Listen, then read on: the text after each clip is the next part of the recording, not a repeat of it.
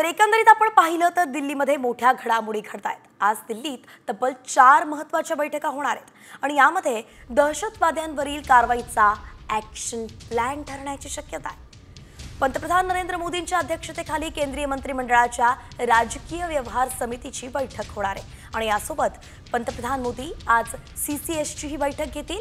ही बैठक पहलगाम हल्ल्यानंतर सुरक्षा परिस्थितीवरती चर्चा करण्यासाठी होती आहे। तर तिसरी बैठक आहे CCEAची।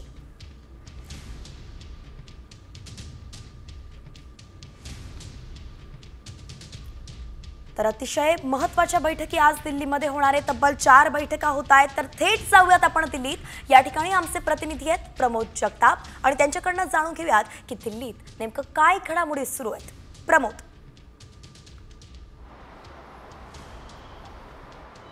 वैष्णवी, साधारणतः 4 महत्त्वाच्या हाय लेवल बैठका ज्या आहेत ते पंतप्रधान नरेंद्र मोदी यांच्या 7 लोककल्याण मार्ग या निवासस्थानी होणार आहेत। मी त्याच ठिकाणी उभा आहे। 11 वाजता या बैठकांना सुरुवात होणार आहे। पंतप्रधानांचं निवासस्थान आहे।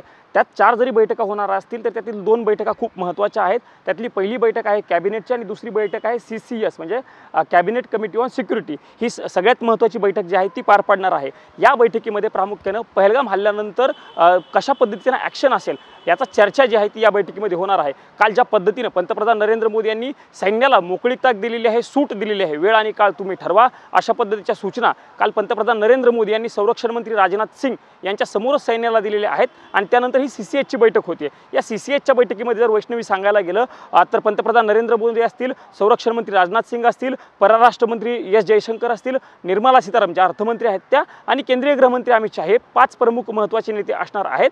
आणि त्यामध्ये बैठकीमध्ये सविस्तर चर्चा जी आहे ती होणार आहे। हे सांगितलं पाहिजे की पहलगाम हल्ल्यानंतर ही दुसऱ्यांदा बैठक होते। ज्यावेळी हल्ला झाला होता त्यानंतर दुसऱ्याच दिवशी पंतप्रधान नरेंद्र मोदी यांनी बैठक घेतली होती आणि त्यानंतर आज ही दुसऱ्यांदा बैठक होती। त्यामुळे ॲक्शन प्लॅन काय होतो हे देखील या बैठकीमध्ये ठरण्याची शक्यता आहे। त्यामुळे या बैठकीकडे देखील लक्ष लागलेलं आहे।